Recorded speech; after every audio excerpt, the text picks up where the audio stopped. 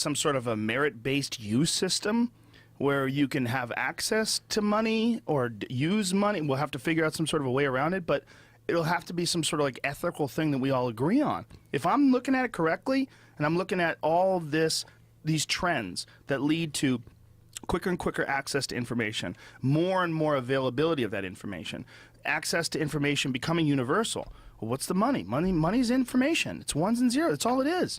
Well, how are you going to stop it if that's the trend? If the trend ultimately becomes instantaneous, constant access to all information for everybody, no secrets, none exist anymore. They don't exist. I can read your email, you can read mine. Right. We're all communicating with each other. That's it. There's no more secrets.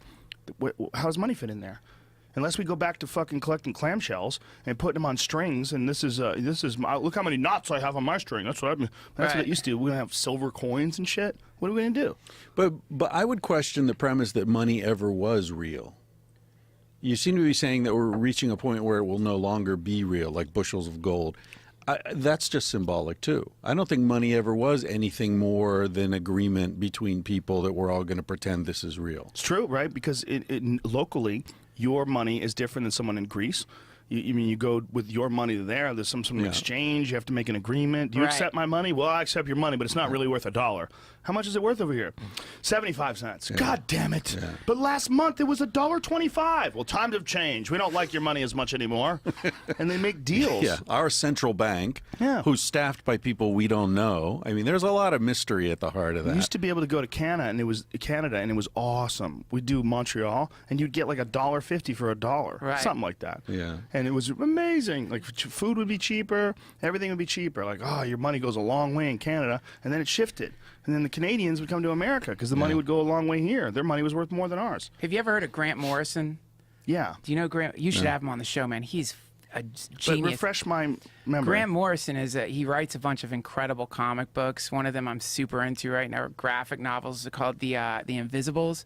But he's really smart. There's a Grant Morrison lecture, he was like at a disinfo gathering, and he gives this really cool lecture or talk. And one of the things he said is that the super elite, they have gone back to a barter economy because money doesn't mean anything to you if you have billions and billions and billions of dollars. So the normal way to get someone to do something is to say, okay, I'll give you X dollars for you to do this thing. But if you've got infinite money and someone asks you to do something to give you more money to add to your infinite pool of money, it's not an incentive anymore. You're not incentivized by money, so it's more like, what can you do for me? It's like it goes back to some kind of weird. Maybe you're going to barter power. Maybe you're going to barter some access or something like that. But money is irrelevant to the super elite. Money only means something to people who are in the lower and middle class. Once you have an infinite amount of the shit, it's completely and absolutely irrelevant, which is what you're saying. Everything then theoretically would have to go back to some weird barter economy. Where but we're never going to reach a point of ultimate resources where everyone has the same access to things that the super elite does because there's just not enough stuff. Well, this is where you get into the idea of experience generation. You know, like if we get to like Google, this thing you're talking about, Google contact lenses, it's not going to stop at the eye. Right. Like technology is doing the thing to us that the fucking face suckers on Aliens do. It started off far away. It was our phones. It was our computers. Then it was on our desks. It was a nice safe distance. Then it got into our pockets. It tried to climb onto our face with the Google glasses, but nobody liked that. But now it's getting into our eyes, and it's not going to stop at our eyes. Technology is going to merge with our consciousness, and when it merges with our consciousness, the theory would be that it could somehow create experiences that were indistinguishable from reality, which means that really, what's the difference? There is no more. You can't don't. We're already using bionic parts on people. Right. Sure. Hips. Yeah. Yeah, all sorts of stuff. My wife has ocular implants. Oh, she has lenses surgically implanted in her eyes. Yeah, this is not new stuff. They're doing artificial knees. They're doing artificial hips. Yeah. I mean, how long is it going to be before someone comes along and says, listen, Duncan, you have two choices. You can either wear glasses, you have 2400 vision, and we have glasses for you, and that's fine if you enjoy it. Or there's a really simple procedure, it takes 5 minutes. We replace your eyeball with an artificial eyeball. You don't feel any pain. But you'll And have to put up instantly. with ads every 60 seconds. Okay, Well, you can click opt that out. ad. You can click the ad. You just reach up. You touch Just the blink. X in space. You blink, yeah. But this is what's the name of that that thought experiment about the ship? Somebody's ship.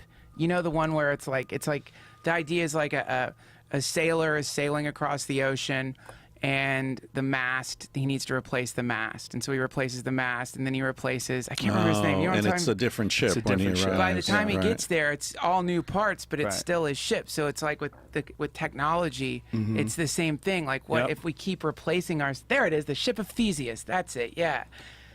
So yeah, the idea is like, what is humanity, or when Right. do we stop being a Well, human? that's the whole idea about downloading consciousness, right? Figuring out a way to put consciousness into a computer. And how do you know when you've done it? Like, how do you know what consciousness is? I mean, is consciousness inexorably attached to your physical being, or is consciousness something that's out there that you're just your consciousness is riding around this meat wagon? Right. Is that what's going on? There's no agreement on that. I mean, Also, we need to define what we mean by human. Because I would argue that we've already left human experience and we're already well into something else. What would you call it that we're into? I equate it to, you might know this, that every locust starts off as a grasshopper. And what happens is there's this particular, the best example is in North Africa. It's this species of grasshopper that when the population density gets tight, sufficiently tight, there's a trigger point, and different genes are triggered and activated in the body.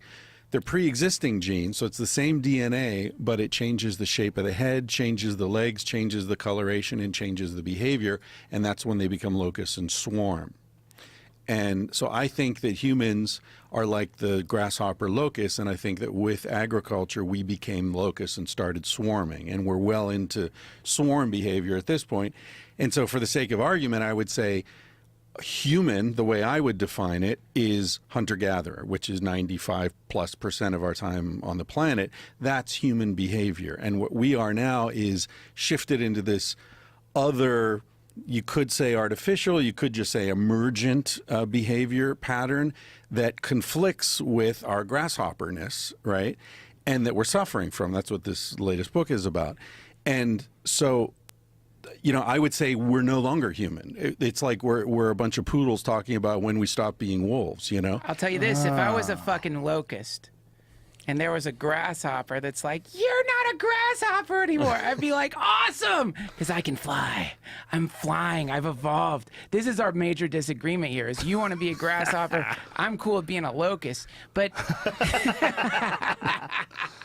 but it's an interesting thing, right? well, what I think he's saying is just, there's more inherent biological happiness into remaining a grasshopper or remaining a human. Right. That's why the things that resonate most deeply with us are the things that reflect that Yeah. pre-agricultural life. Right. You hunting, for example. Dude. You're not having trouble focusing your mind when you're hunting. It You don't think just about comes to anything you. else. And yeah.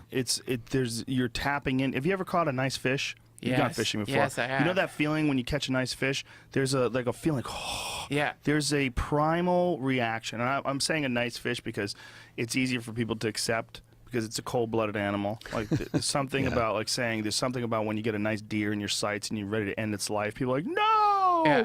Right when I'm about to eat a bear. No! Yeah. But you say a fish, they go, oh, you caught a fish? They Yeah. eat other fish. Yeah, but whatever. It's just for whatever reason, people don't care if you catch a fish. They don't give a fuck. We differentiate. We have more value in warm-blooded animals than we put in fish for whatever fucking Well, reason. because But fish it's- can't scream.